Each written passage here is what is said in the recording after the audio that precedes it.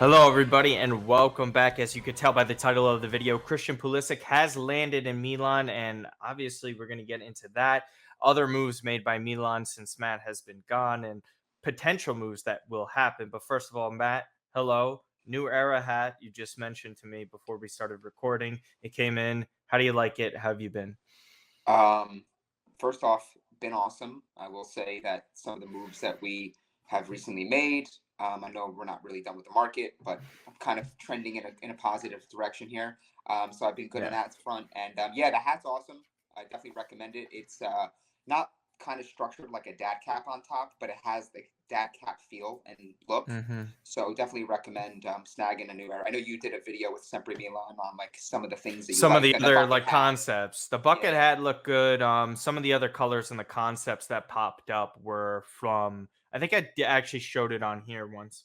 But just basically, it was different types of third kits. The potential rumor of a purple one, Yeah. is one of them, like a light purple. But man, let's talk about it because here is the first real video that we've seen so far. Wait, actually, I don't think the audio is going to come through with this. Just let me know if you could hear it. But oops, Pulisic did land in Milan today, this morning.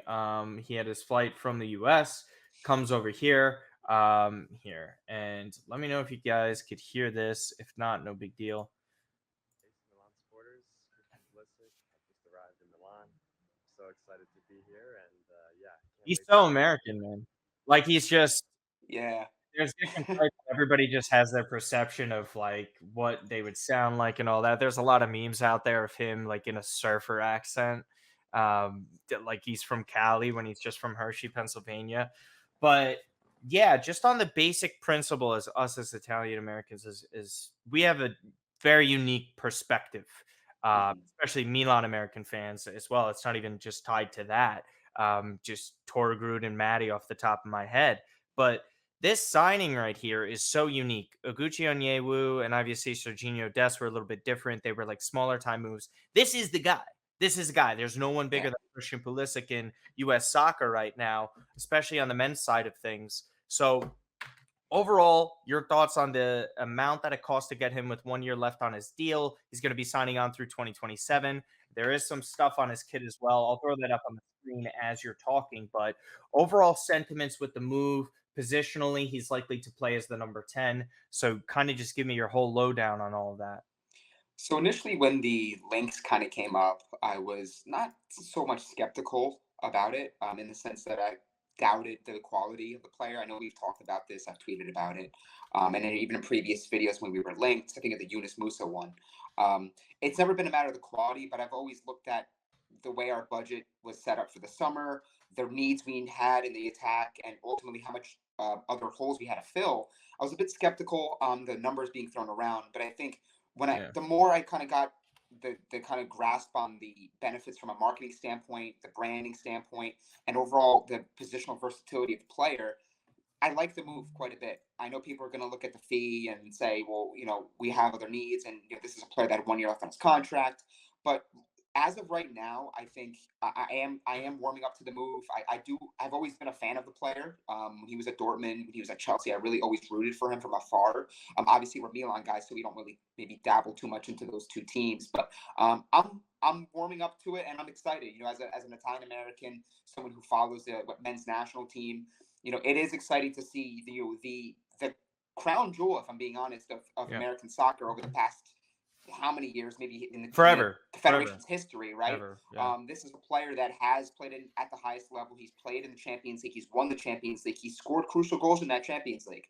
Contrary to popular belief, if people think he flopped and he was a complete disaster at Chelsea, he didn't maybe live up to the expectations of that fee, but he did have his moments, and a lot of them came in that 1920 season, the COVID year, where he scored some crucial goals, and at many points, he was Chelsea's top attacking player. So, from that standpoint on the field, I think this gives Pioli a versatile attacking option. Yeah. He can play on the left. That is his primary position. Of course, that's occupied by Rafael Leao, but this is also a player that can Yes. easily slot in on the right. He can play in behind the striker, and I do sense that there's going to be some movement throughout the matches. He'll be maybe Yeah. interchanging with Leao, switching flanks, seeing if there can be some sort of tactical advantage with doing that. So I'm excited. Yeah. And I'm excited to see how he's utilized right now. But yeah, as you see on the screen here, the jerseys are already hanging out in the Milan store. So Yeah. I'm interested to see the buzz that this gets here stateside, right? Because we all know that the transfer market and How transfer have itself. you got a lot of followers since? I I've actually gotten quite a bit because I shared his 1920 video from, I think, CFC got Video. you. So shout out to them for the comp they did there. Yeah.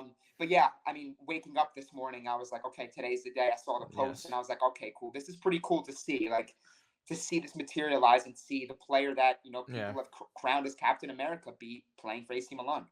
Yeah. Just a real quick side note there. It was really crazy to just see the jersey hanging up immediately, or kit, whatever the hell you want to call it, because they usually don't do that. That's not even in the store yet officially. So if you were to go to online, the only actual way to get it is by using customizable names. So you have to put in Pulisic's name, type it in. Because I was looking at it today. I was talking to Torker. I was like, do I pull the trigger on this? I was like, I should probably just wait because it's extra money just to pay on top of that. Loftus Cheek, I don't even think is in the store. He was telling me as well. And again, I'm waiting for the away kit and the third kit as well. But there's just so much excitement and buzz around it. I'm gonna pull up Luca Magnonetti's Twitter. He's a great person to follow if you need some Milan content and videos that are always there. As you can see, there's Pulisic right outside signing a Tonali jersey already. That Magnonetti has, and then the third kit from last year. It's just great, and there's so much buzz around this because despite the fact that he might not be the greatest player in the world, this is one of the bigger signings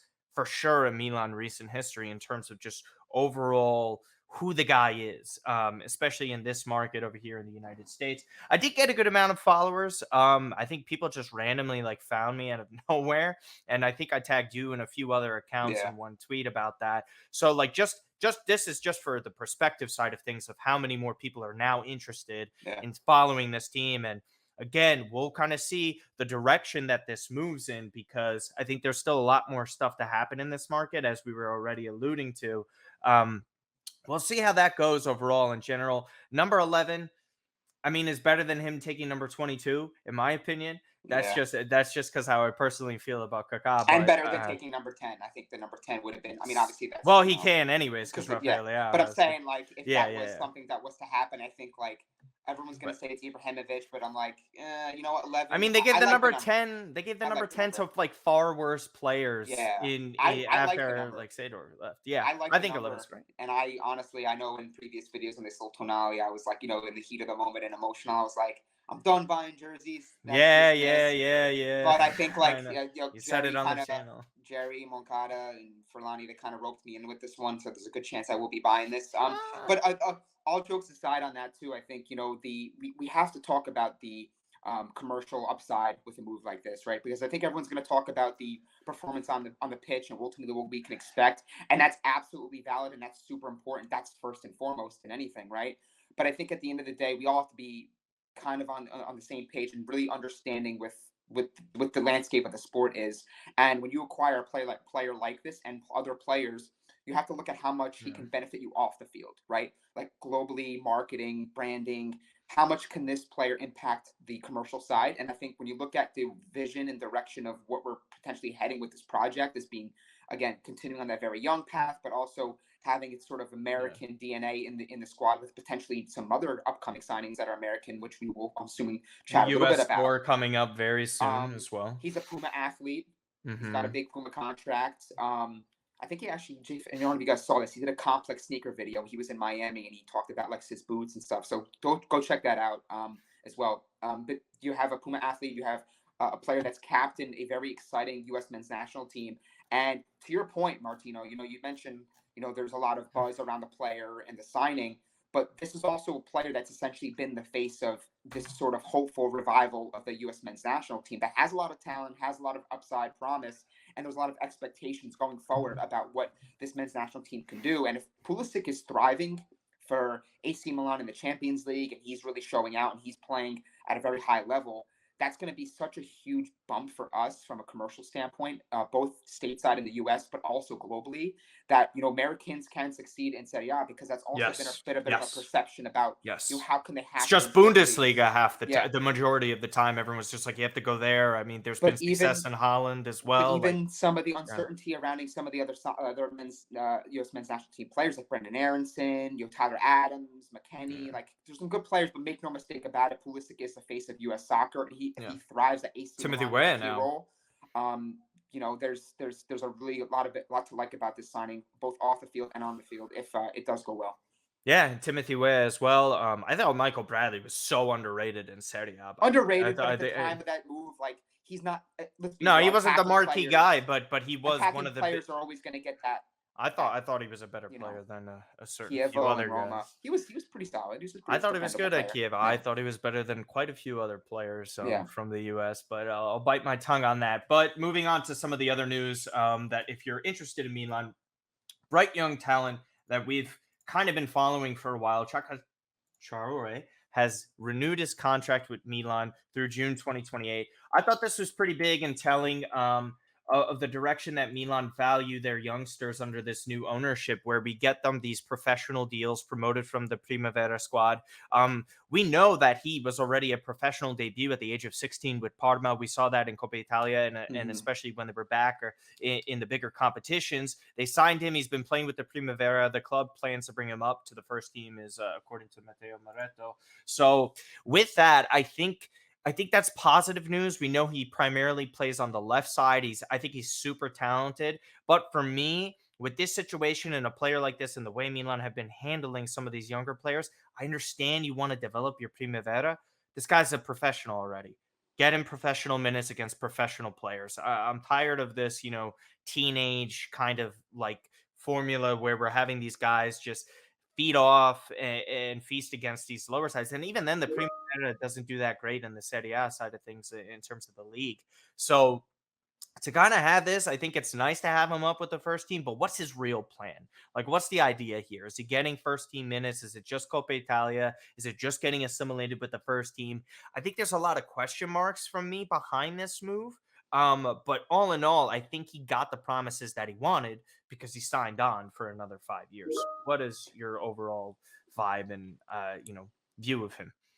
Well, when he came over from Parma, I remember it was certain sectors of social media, Milan Twitter, talked about it and discussed that, like, hey, Milan are actually getting a pretty good youngster here. Yeah. Wait, keep an eye out for him in a couple of years, right? And ultimately, Milan fans really won't think about it in that moment, because it's like, we're 4 years, who cares about it? This guy can be on loan and then eventually never play a single match for Milan, right? We've seen it many times, right? There's been Mastali, I don't know if you remember Alessandro Mastali, like young midfielder from years ago, that everyone thought he was going to be like a captain for Milan in the midfield, and then he never even got a lick of minutes for the first team, and then he just kind of bounced around to Italy. There's been plenty of cases, right, where players that are promising that never reached the first team because Bartosz Solomon.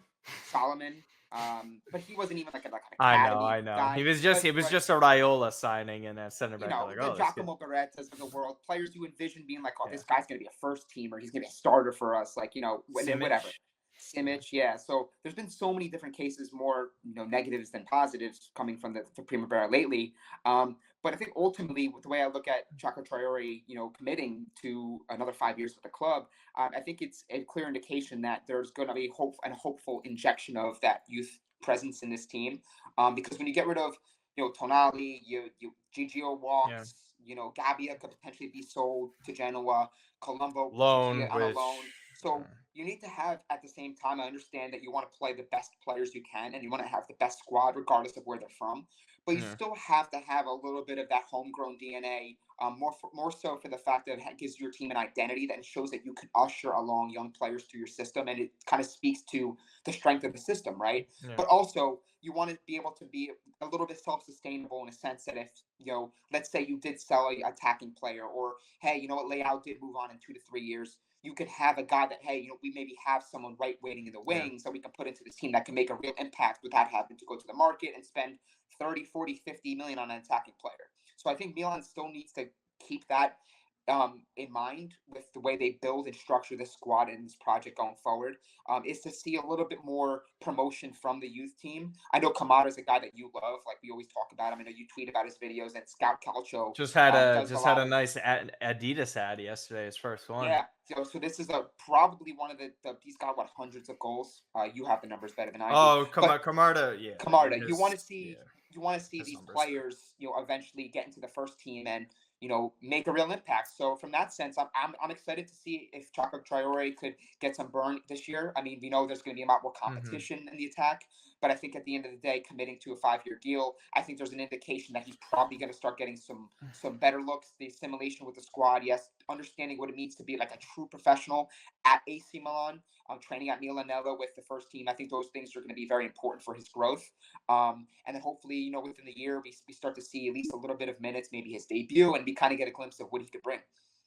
Yeah, and again, just like two things real quick. I drawing a blank on the director of the Primavera, but he was let go Yeah, by Redbird, so that was obviously a big move. Abate has continued to stay yeah. there. Camarda coming up. The plan is to have him play with the Primavera this season.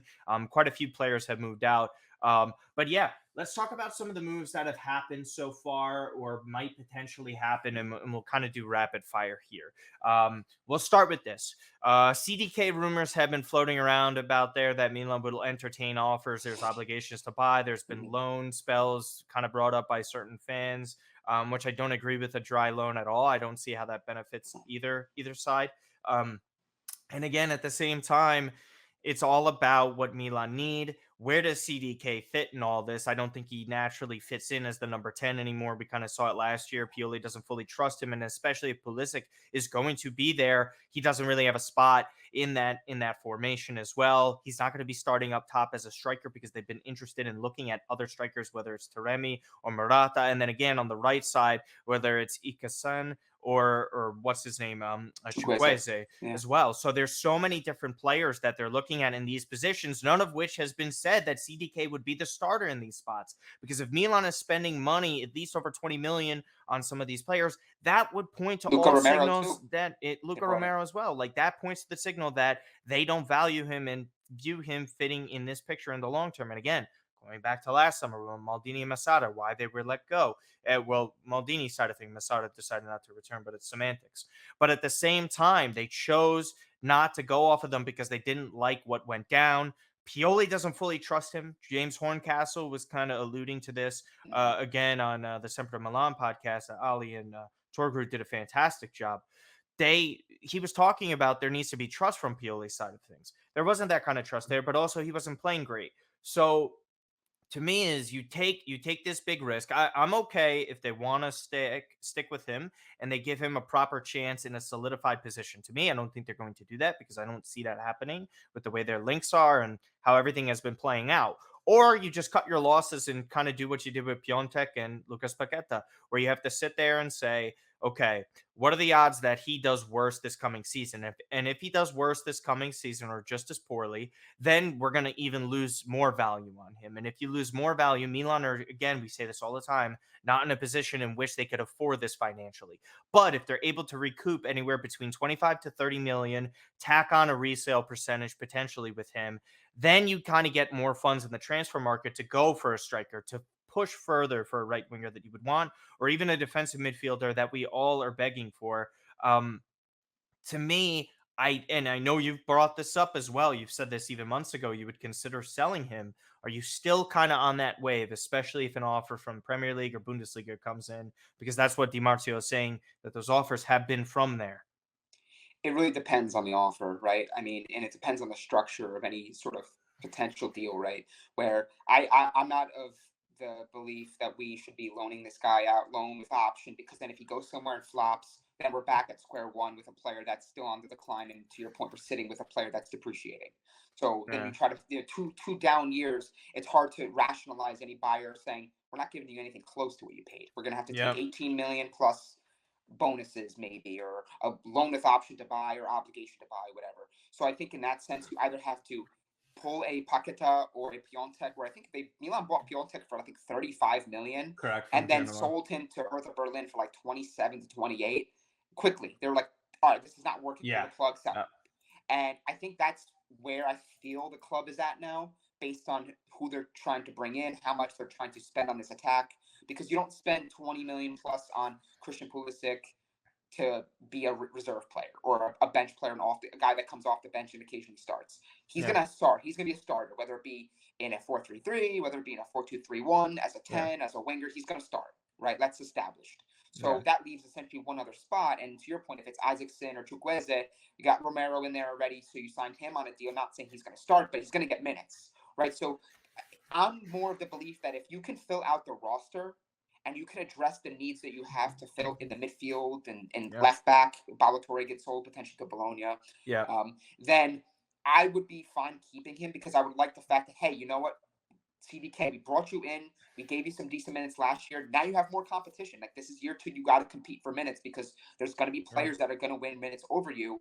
Or do you say, you know what, we're shifting, we don't feel this is a player, we want to completely move on from Maldini, Mazzara, and the signing that they made here, cut our losses and try to reinvest that money into a striker. If that's the process, and that's the approach they want to take, and they're going to take a CDK proceed and bring it to the striker position, then I'm all for that. But if you're going to sit here and you're going to get an absolute low ball deal with a loan with an option, and there's risk there, and I don't want to do that. And I don't think that Milan are going to go the option of going like with a loan formula. I think they're going to want to say, he's either in our plans, we'll keep him. If he's not, we're going to dump him. We're going to get what we can close to what we paid, and we're going to reinvest that money. That's how I truly feel. Yeah. Again, it's all about confidence. We'll see. He did some pretty good things with Belgium, but again, just the hesitancy, you still see it inside the 18-yard box. Okay, rapid fire with a couple of moves that we've seen. First, we'll start off with Daniel Maldini going on loan with option to buy for Empoli, and then Milan have the right to buy back. Very similar structure, pretty much identical structure to Colombo, just different figures. I think this move is nice for Maldini. I think they played fun and progressive football at Empoli. It's more attacking style. I thought he did a pretty good job at Spezia last season, and he showed that he is capable of improving when given proper time. Unlike a lot of other young players around his age, he wasn't really afforded the same amount of opportunity because he was at a club like Milan, right? There was the Primavera stuff, like we mentioned. I think this is a good move for him. Colombo and Gabbia potentially to Genoa as well. I'll just get your thoughts all after I say everything. Colombo, I think, would be a good spot for him to further develop. As far as Gabbia, I don't really understand this loan move. We're giving away an Italian-born player, which would hurt us squad-wise. So I'd rather just sell him if you're going to get rid of him, instead of just simply loaning him out, or unless they see somewhat of a future there and they want to raise his value in that manner. And then again, there was rumors that Junior Macias had an offer in from Torino for €8 million, and Milan rejected it. They want an offer of 10 million to come in. I was saying to myself, take the 8 and run. There's no question about it at his age.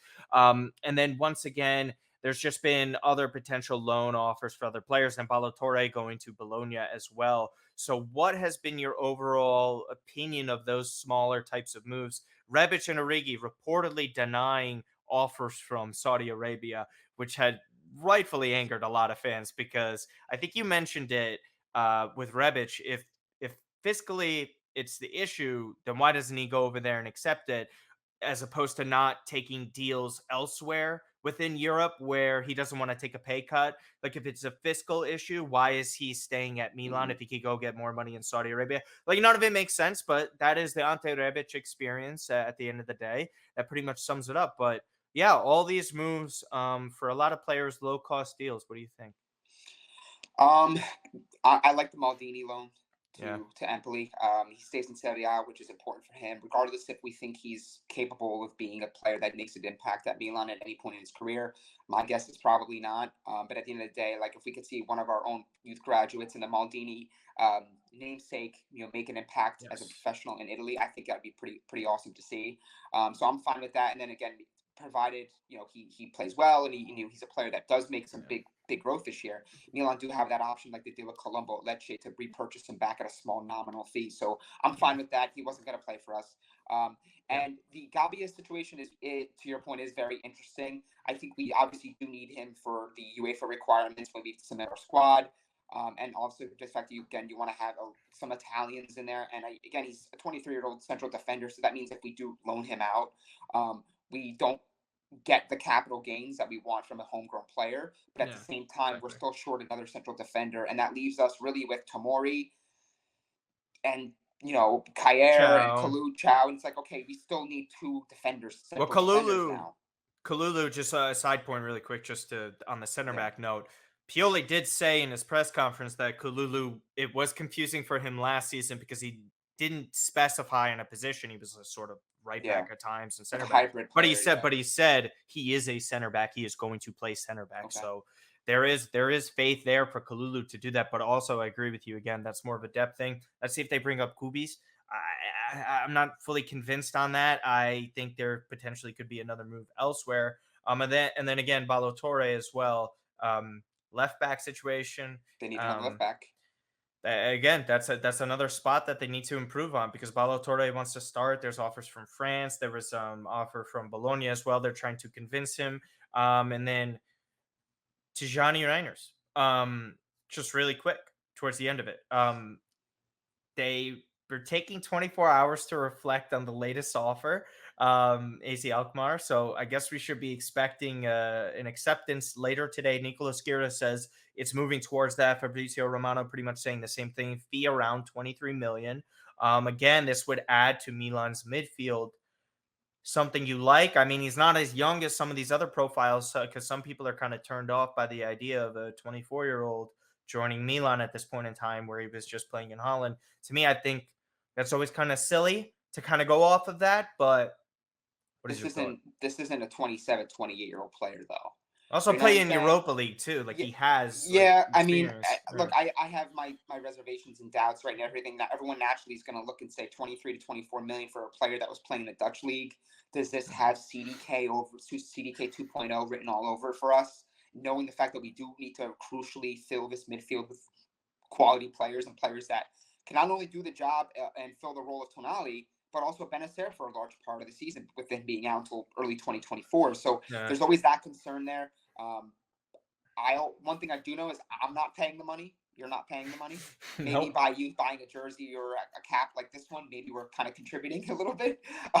But at the end of the day, it's not my money. Maybe. I do find it interesting, though, that the sort of sweet spot for Milan's summer window seems to be like in that low 20 range, like high teens, low 20 The range. Benacer I mean, area, baby. Yeah. Yunus Musa, 16 to 22. That range is probably where a deal would get done, should it get done, although that's cooled off. Ruben Loftus-Cheek was, 16 in bonuses, so something around 21, I mean, it just 22. all makes sense, right? With the reported budget and the amount Yeah. of needs within the squad. Like you have Yeah. 6 to 7 holes to fill with 140. Well, that's wait, sorry, why, like 120 roughly budget as of and right that's now. why they're looking at. That's why I think they also want to keep the Chukwueze deal in that 20 as well, right? Yeah. That 25 is where they're kind of sitting at, and that's where they feel comfortable. So I think they're going to try to probably go back to Villarreal, wait him out. They know that they did sell Paulo Torres, they did sell Nicholas Jackson to Chelsea. So, but this is a player that Yeah, but they got have like to sell. 75 They million can't. between the They two. can't Yeah. let Chukwueze walk for free, right? So I think that could be something that Milan consider. But they're playing the game where they're waiting on Isaacson. They have him waiting in the wings for a cheaper alternative.